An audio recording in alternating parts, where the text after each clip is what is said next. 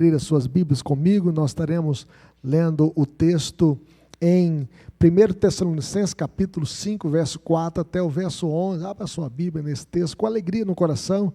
Estamos já chegando aí no finalzinho desse livro, da primeira epístola de Paulo aos Tessalonicenses, e nós estaremos hoje falando no capítulo 5, verso 4 até o 11. Eu convido os irmãos a se colocarem em pé, né? Vamos ler esse texto juntos. Você que está em casa também, acompanhando a transmissão, compartilhe esse link que você recebeu com outras pessoas, para que outras famílias sejam abençoadas.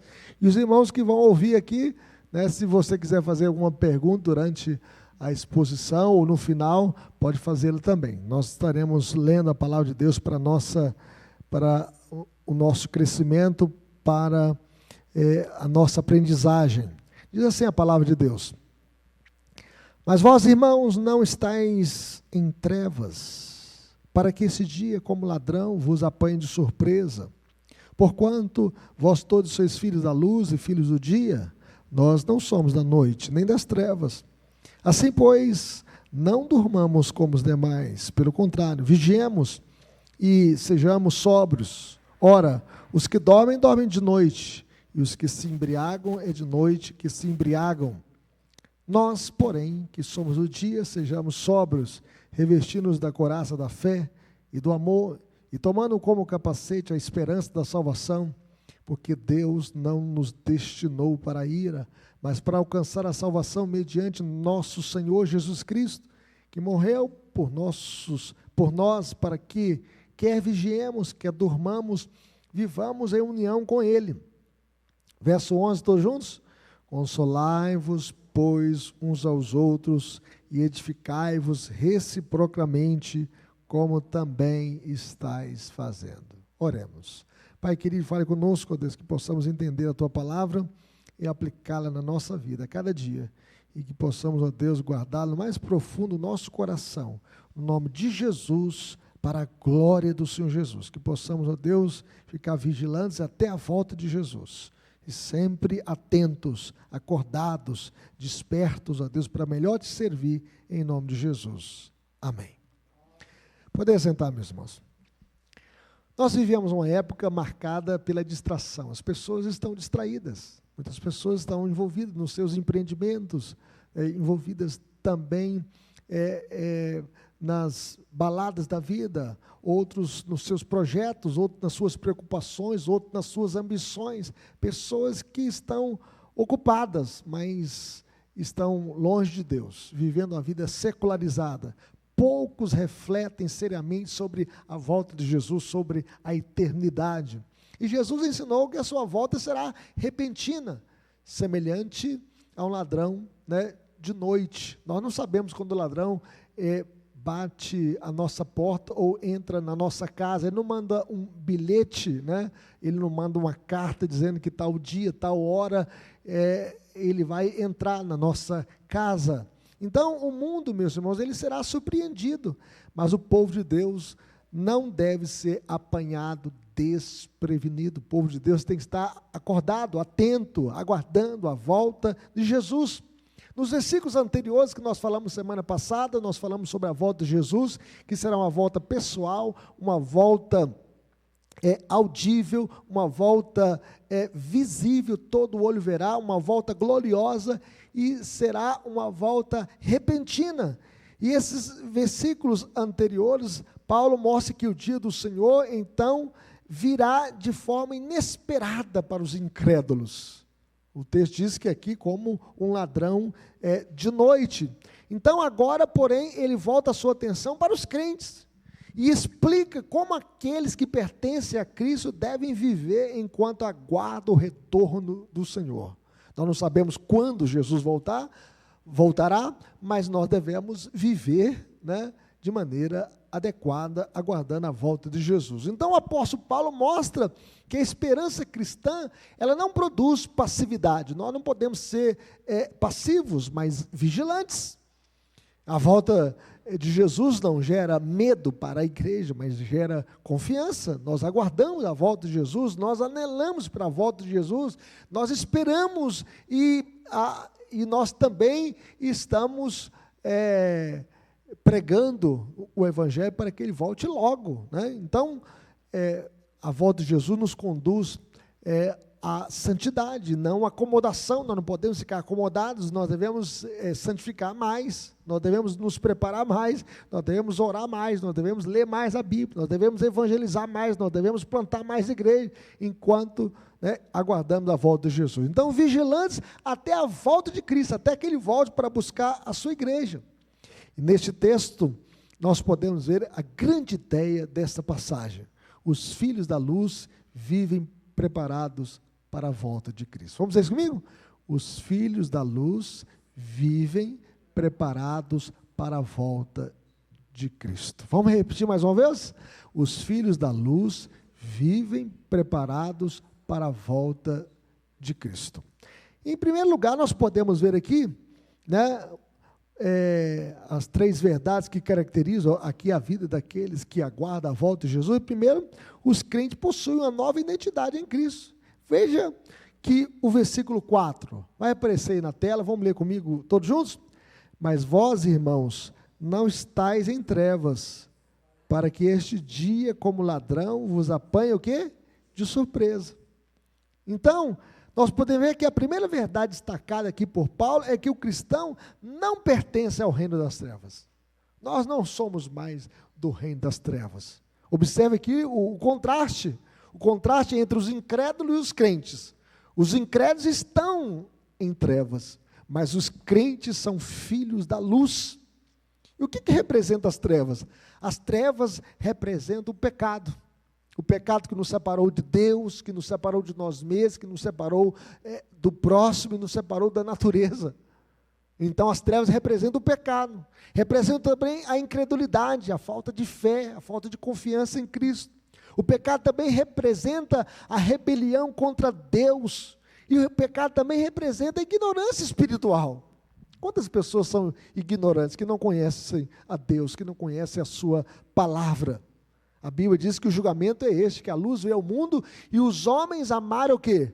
Mais as trevas do que a luz, porque as suas obras eram más.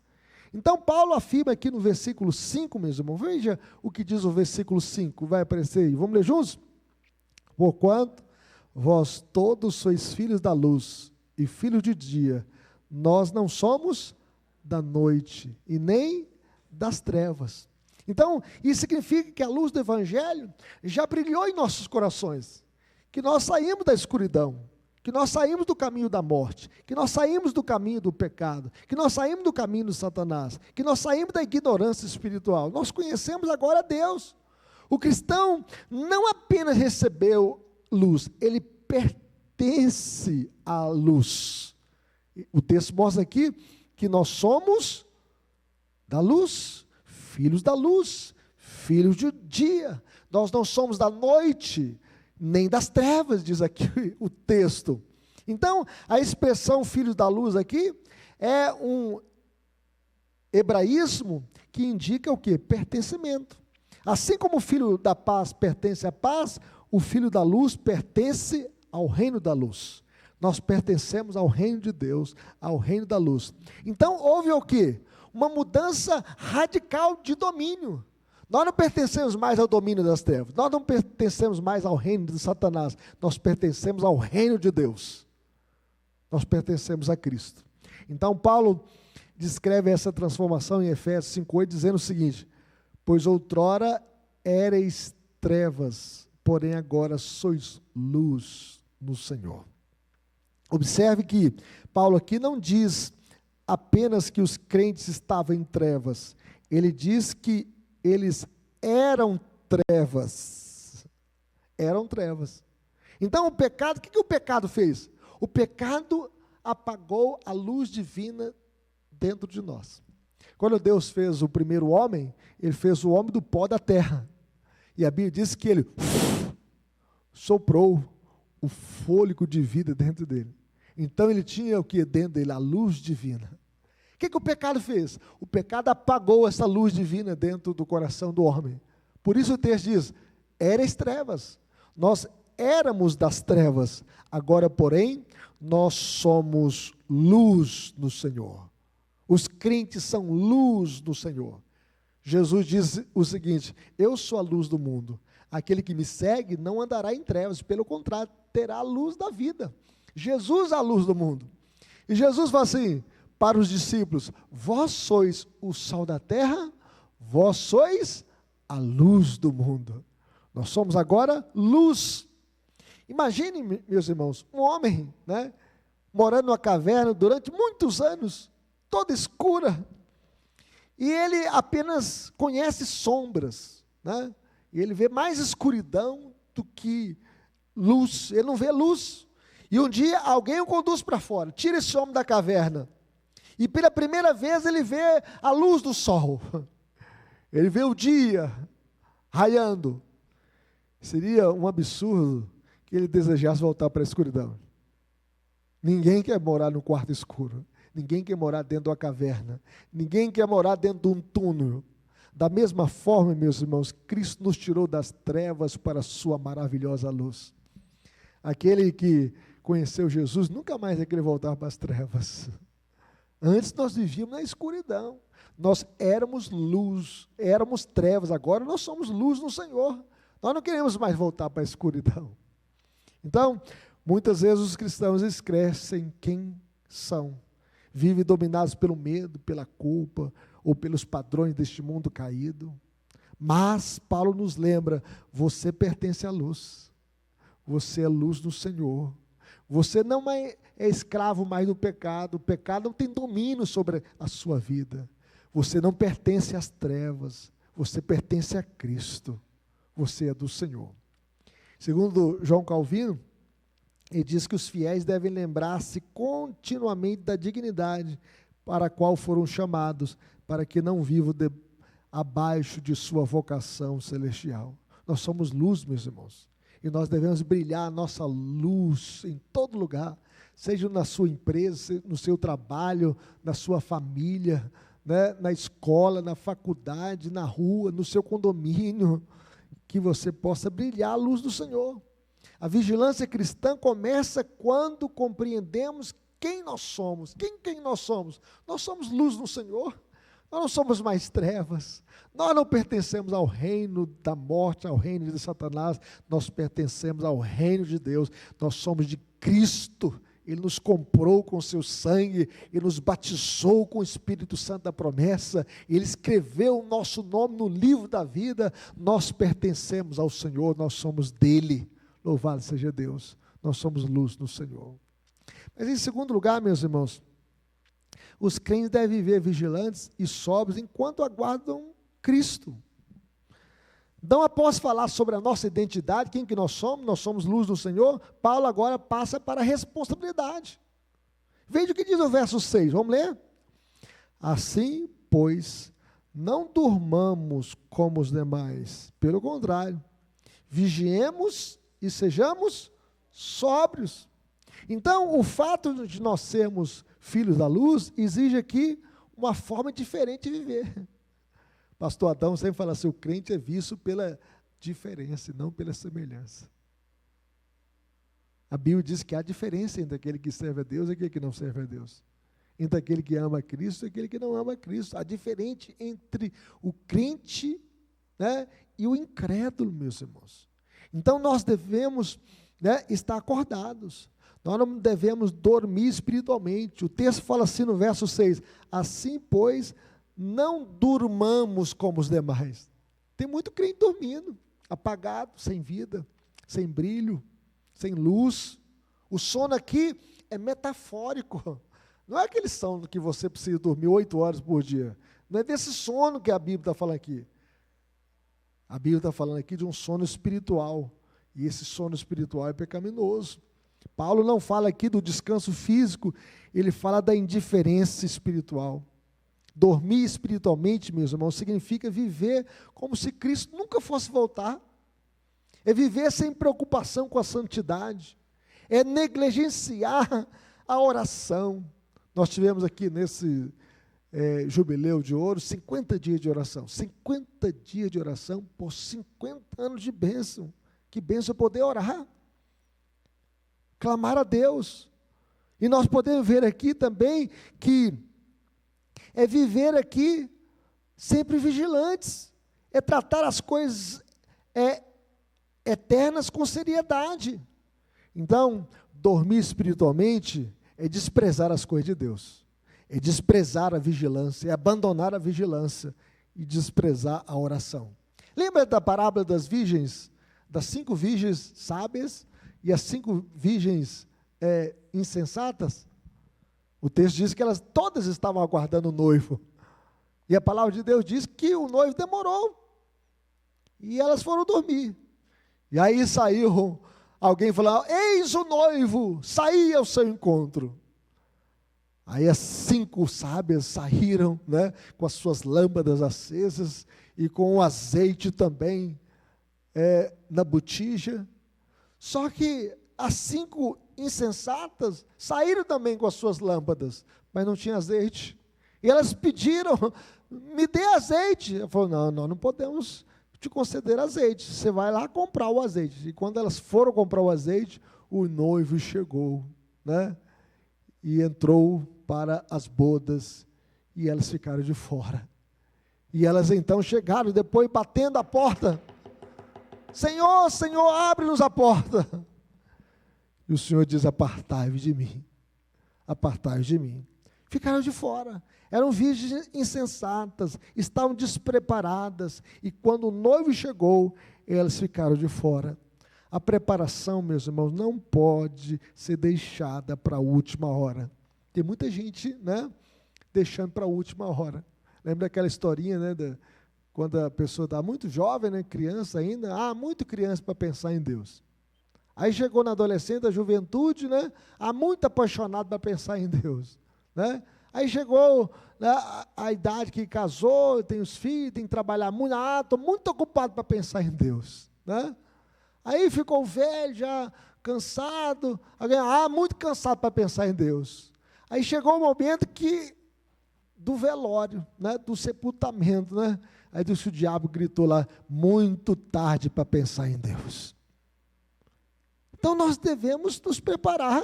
Existem muitas pessoas que estão deixando para a última hora, e na última hora pode ser muito tarde. Nós devemos nos preparar para encontrar com Deus. Aqui nós podemos ver ainda que nós devemos permanecer vigilantes. O texto fala assim: assim, pois, não durmamos como os demais, pelo contrário, vigiemos.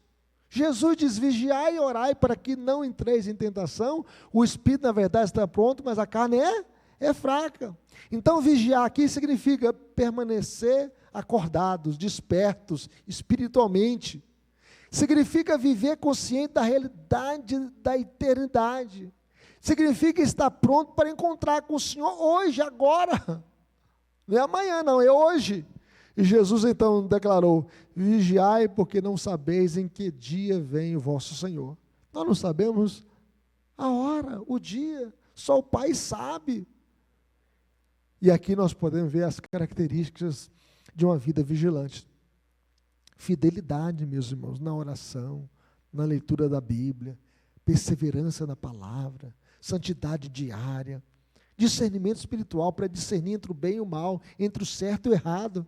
Tem muita gente, às vezes, aceitando qualquer coisa, né, oferecida em nome de Deus, e às vezes abraçando heresias, cumprindo a nossa missão e vocação. Cada um de nós tem um dom, e nós devemos usá-lo para a glória de Deus, para a edificação da igreja, e constante expectativa da volta de Jesus. Ele voltará para buscar a sua igreja. Então, o crente vigilante, ele vive olhando para cima, sem deixar de cumprir as suas responsabilidades, as suas tarefas, o seu chamado, a sua vocação, seja como presbítero, seja como líder do ministério do louvor, seja como professor da escola dominical, seja como crente, seja como pai, seja como esposa, seja como filho, que você possa ser luz no Senhor. Mas o texto diz que nós devemos ser sóbrios.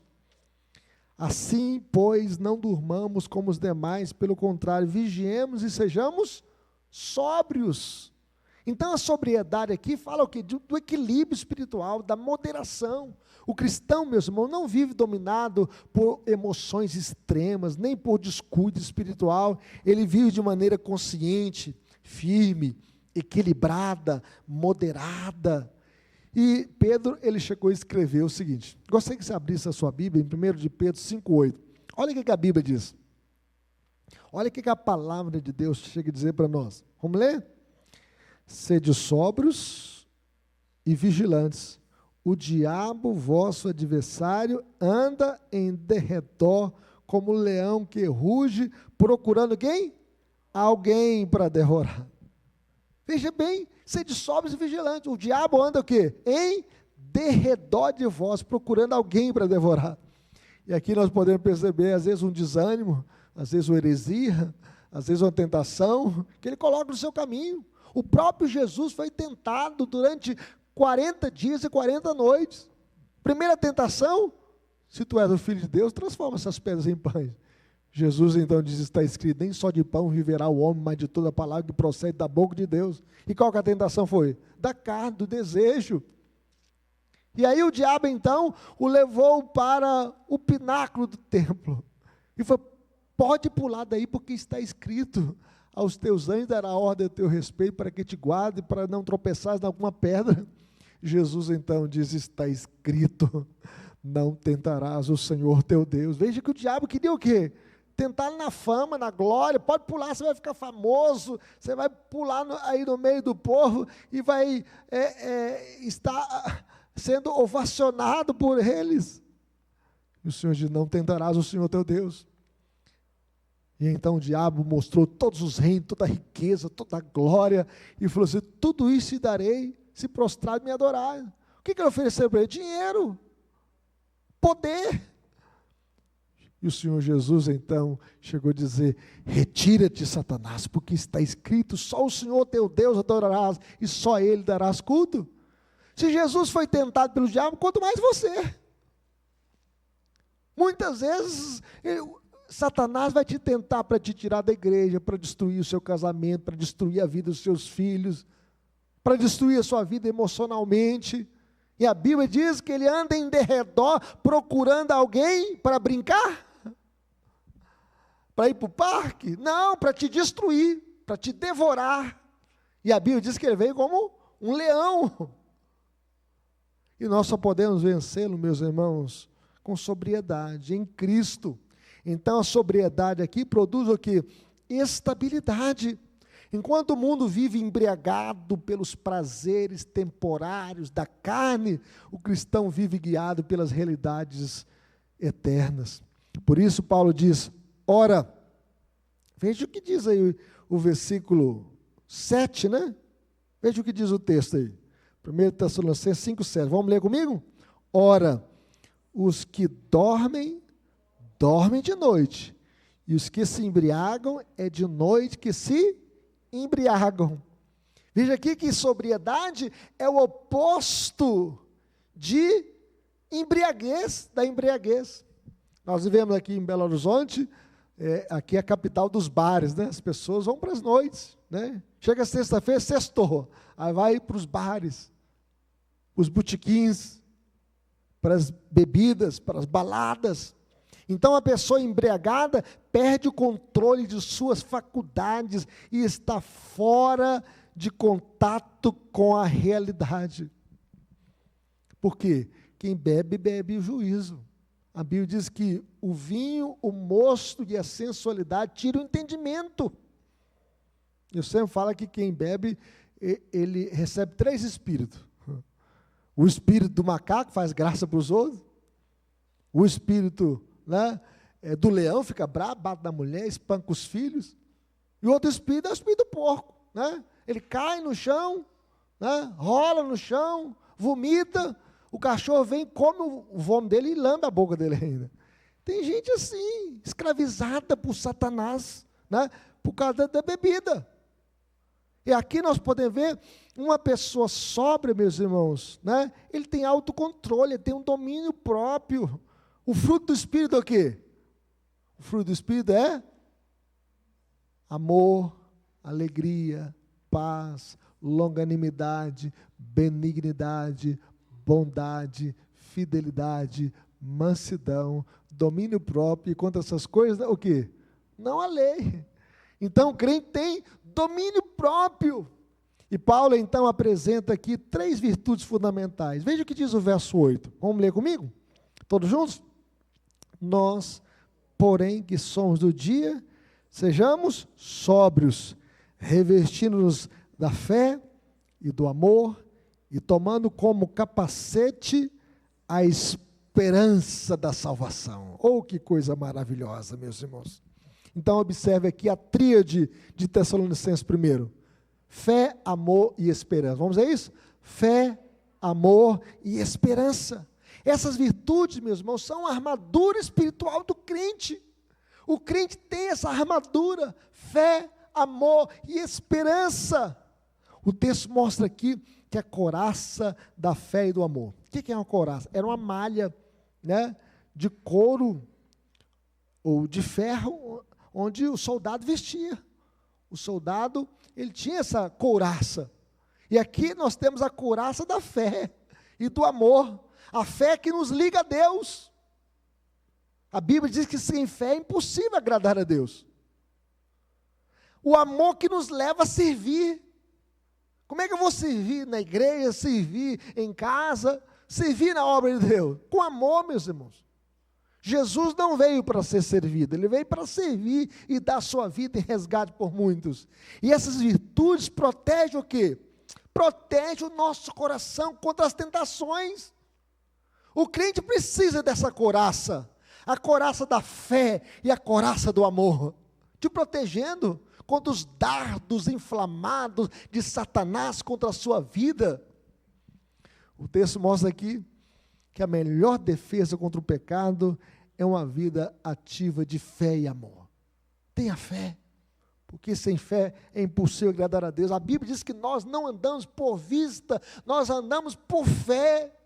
E a Bíblia diz que a fé é a certeza de coisas que se esperam e a convicção de fatos que não se veem. Tenha fé no seu coração. Peça a Deus, Senhor, ajuda-me na minha falta de fé. Enche o meu coração de fé para que eu possa vencer as lutas, as dificuldades, as tristezas desta vida. Eu quero, Senhor, vencer pela fé. Mas vejam bem, meus irmãos, o capacete da esperança da salvação. Capacete. Pensa aí no capacete. Quando você anda de moto, é obrigatório usar o capacete. Se você não usar o capacete, você leva uma multa, não é assim, Felipe? Né? O capacete. O cristão também tem que usar o capacete. O capacete da esperança da salvação. Porque a esperança protege a mente. Já notaram como é que às vezes a mente pode ficar fraca, frágil? Quantas vezes abate no nosso coração a depressão, que a gente quer mais morrer do que viver, mais desistir do que avançar, mais olhar para trás do que olhar para frente. Muitas vezes é assim, a gente precisa desse capacete da esperança da salvação, para que Deus possa nos ajudar a vencer a depressão, a aflição, a tristeza, as lutas dessa vida. Porque a esperança protege a mente. A esperança, meus irmãos, nos lembra que a história não termina aqui. Tem gente que pensa só no aqui e agora, Dorcas. Mas a nossa esperança está além desta vida. Porque se a nossa esperança em Cristo se limita apenas a esta vida, nós somos os mais infelizes de todos os homens. Então nós podemos ver aqui que o melhor ainda está por vir. Aquilo que Deus tem preparado para nós, meus irmãos, não penetrou ainda em coração humano. E nem qualquer outro homem pode conhecer aqui que Deus tem preparado para nós. O melhor ainda está por vir. Então, durante uma batalha, o capacete protege a cabeça dos golpes fatais. O soldado usava o capacete para proteger a sua cabeça. Da mesma forma, meus irmãos, a esperança da salvação protege o crente de quê? Do desânimo. Não desanima não. Não desiste da fé não. Existem muitas pessoas que desistem do casamento, desistem dos filhos, desistem do trabalho, desistem da igreja. Tem gente que fala assim, nunca mais vou voltar na igreja. Ah, estou triste, estou abatido. É o desânimo, a desesperança e às vezes a sedução deste mundo. Algumas pessoas pensam, eu sou muito jovem, vou aproveitar a minha vida. Quando eu me converti, a pessoa me chamou para sair e falou assim, aproveita a sua vida, você está muito jovem. Eu falei assim, agora que eu estou aproveitando a minha vida, porque agora eu tenho Cristo na minha vida. Então a gente vai vencer, meus irmãos, as seduções deste mundo com o quê? Com o capacete da esperança da salvação. Quem olha para a eternidade não se deixa dominar pelas pressões temporárias deste mundo. Vence as lutas desta vida. Nós devemos perguntar a nós mesmos. Pergunte a você mesmo. Pergunte a si mesmo. Estou espiritualmente acordado? Estou acordado ou estou dormindo? Minha fé está ativa? Meu amor por Deus está crescendo? Minha esperança está firmada na volta de Jesus? Eu sei que Ele vai voltar? Porque os filhos da luz, meus irmãos, devem viver como filhos da luz. Viva como filho da luz. Você não é mais treva. Você é filho da luz. Você é filho de Deus. Mas, finalmente, em terceiro lugar, os crentes possuem esperança segura em Cristo. A terceira verdade é a base de toda a exortação anterior. E a nossa vigilância, ela não é sustentada pelo medo, pelo terror, pelo pânico, ela é sustentada pela esperança. Veja o que diz o verso 9. Vamos ler juntos? Porque Deus não nos destinou para a ira, mas para alcançar a salvação mediante nosso Senhor Jesus Cristo. Que promessa gloriosa, meus irmãos. Você não foi destinado para a ira, para a condenação, para a morte. Nós somos destinados, meus irmãos, para Deus. Todos os seres humanos, eles merecem a ira de Deus por causa do pecado, porque o pecado arrasou com a raça humana. Por um só homem entrou o pecado no mundo, pelo pecado a morte, e a morte passou a todos os homens, porque todos pecaram. O que nós merecemos era a ira de Deus, mas Deus, em sua graça, escolheu salvar o seu povo. Olha que graça maravilhosa. A ira que deveria cair sobre nós, caiu sobre quem? Caiu sobre Jesus.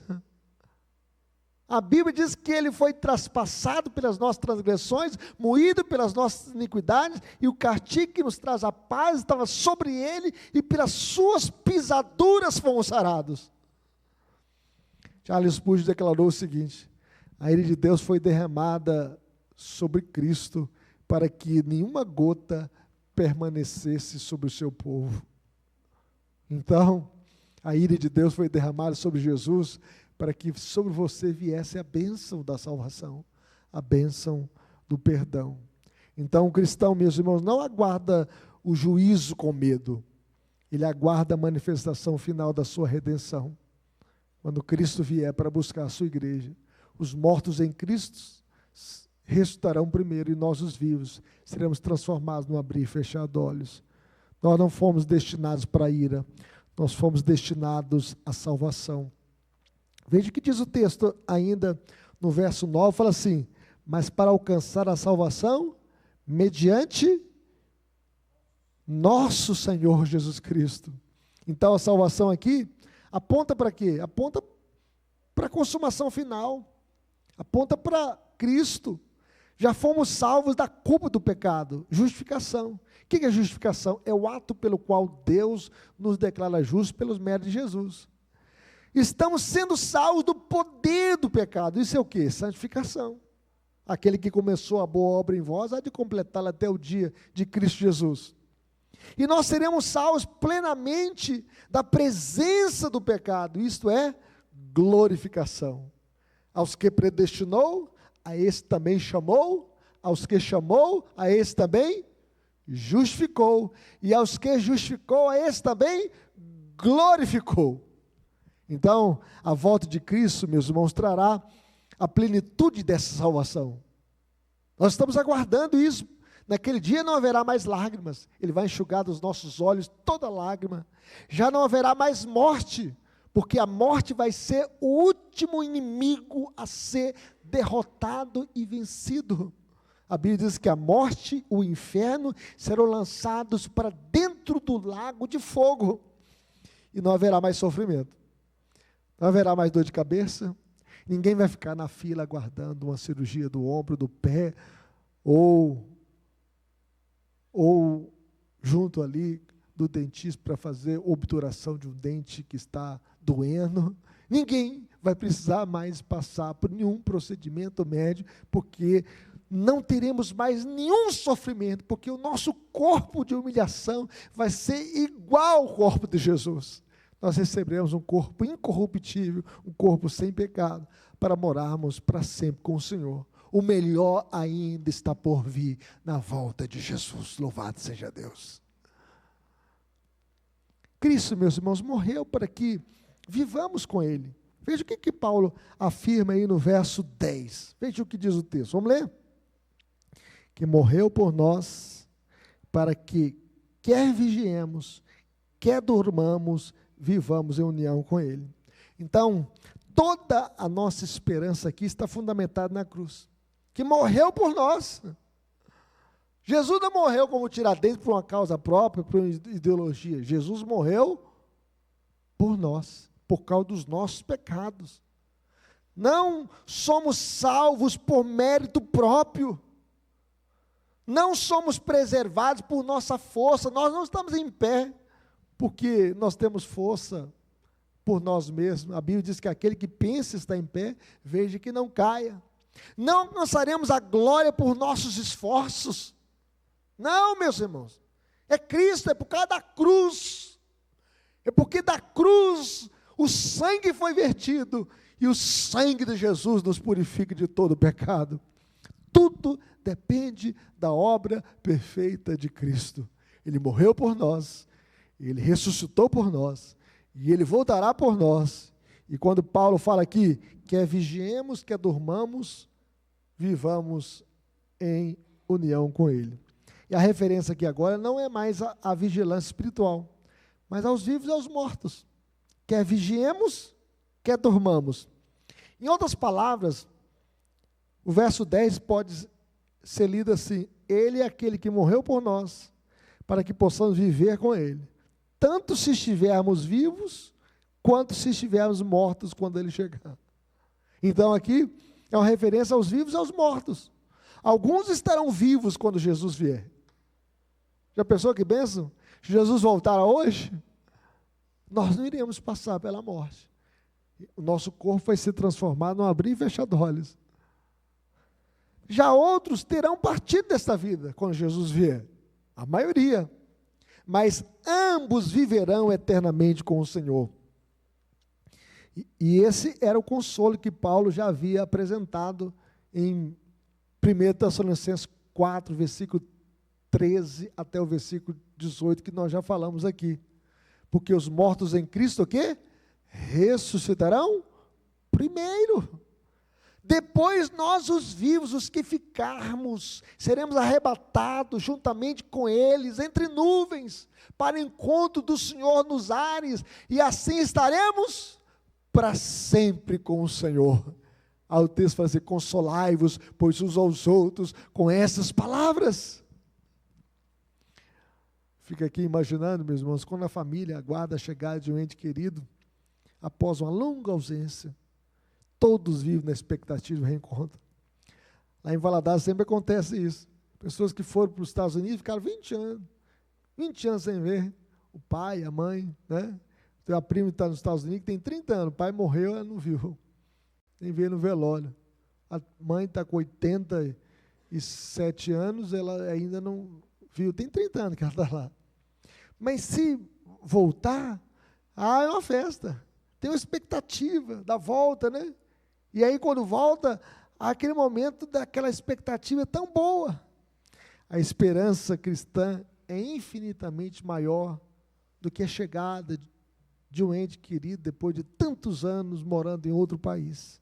Nós estamos aguardando o retorno do Rei dos Reis e Senhor dos Senhores. Ele disse que seria assunto aos céus, mas voltaria para buscar a sua igreja. E ele fala: na casa de meu pai há muitas moradas, se assim não for, eu vos teria dito, pois eu preparar os lugares, e quando eu for e vos preparar lugar, voltarei e vos recebereis para mim mesmo, para que onde eu estou estejais vós também. O que Jesus está preparando para nós? Está preparando a nova Jerusalém. Ele está adornando a nova Jerusalém, fazendo as ruas de ouro, os muros de cristais, preparando o rio da água da vida que vai estar ali na nova Jerusalém. Ah, meus irmãos, que coisa maravilhosa. Jesus voltará para buscar a sua igreja, e quando Jesus vier, nós estaremos para sempre com Ele. Vai ser uma reunião grande, de toda a Assembleia do povo de Deus, de todos os tempos, de todos os crentes, de todas as épocas, de todos os lugares, de todas as nações, diante do Rei dos Reis e Senhor dos Senhores. Por isso, o texto diz que nós devemos consolar e edificar uns aos outros. E Paulo conclui dizendo no verso 11, vamos ler comigo? Consolai-vos, pois, uns aos outros, e edificai-vos reciprocamente, como também estáis fazendo. Nós devemos consolar uns aos outros. Quantas pessoas estão sofrendo no hospital, no leito de enfermidade? Pessoas passando por dificuldade na criação dos seus filhos, pessoas passando por dificuldade, às vezes com aperto financeiro, pessoas que estão sofrendo algum trauma na vida, e nós devemos consolar uns aos outros, nós devemos edificar uns aos outros, como também estáis fazendo. Então, a esperança da volta de Jesus, meus irmãos, nunca foi dada para especulações sobre datas e épocas da consumação. Não é para a gente marcar data, é para aguardar de maneira correta a volta de Jesus. Então, a esperança da volta de Cristo foi dada para fortalecer a igreja. Jesus voltará, e os crentes precisam lembrar constantemente uns aos outros das promessas de Deus. Nós devemos lembrar das promessas de Deus, nós devemos consolar uns aos outros, porque a igreja é uma comunidade de quê? De encorajamento, é uma comunidade de consolo mútuo. Nós precisamos consolar uns aos outros, e cada palavra de esperança fortalece o irmão, e nós precisamos fortalecer uns aos outros. Cada ato de amor edifica o corpo de Cristo. Nós devemos edificar uns aos outros. Concluindo, meus irmãos, Paulo nos ensina que os filhos de Deus vivem de maneira diferente do mundo. Nós vivemos qual o mundo? O mundo vive distraído, né? Deixa a vida me levar, a vida leva eu. Não tem uma música assim? É assim que o mundo vive. Enquanto o mundo dorme espiritualmente, os crentes vigiam. Enquanto o mundo vive nas trevas, nas baladas, nas noitadas, nos bares, nos botecos, nas orgias, os crentes andam na luz. Enquanto o mundo teme o futuro, os crentes aguardam a volta de Jesus com esperança. A nossa identidade é clara, meu irmão, nós somos da luz, nós somos do dia, nós somos de Deus, nós pertencemos ao reino de Deus. Os filhos da luz são aqueles que foram salvos das trevas e agora pertencem ao reino da luz, ao reino de Deus. E a nossa responsabilidade é clara, nós devemos vigiar e devemos ser sóbrios. Nós não podemos ser ébrios, né? Ficando cambaleando, né? Vejo algumas pessoas andando na rua, todo ébrio assim, às vezes bebendo aquele carotinho de bebida, ébrio. Às vezes as pessoas nem conseguem chegar em casa, ficam nas esquinas, nas ruas, né? Bêbadas. Nossa esperança, meus irmãos, é segura. Cristo morreu por nós e nós viveremos para sempre com Ele.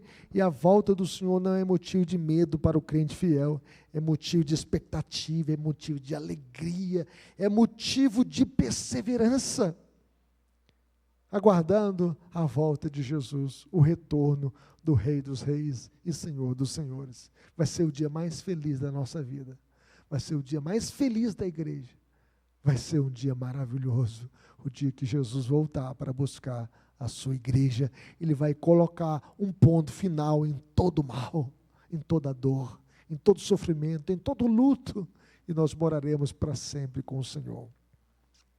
Aplicações finais, meus irmãos, como viveremos?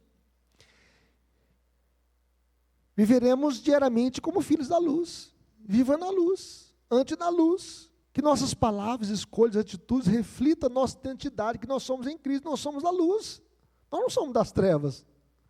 Nós não somos do mal, nós somos do bem. Nós somos de Deus. Em segundo lugar, como viveremos? Mantendo-nos vigilantes e sóbrios. Vigia.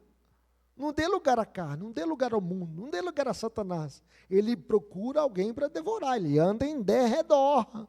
Ele vê a sua fraqueza, sabe quando você fala a verdade, sabe quando você fala mentira, sabe quando você é honesto, quando você é desonesto.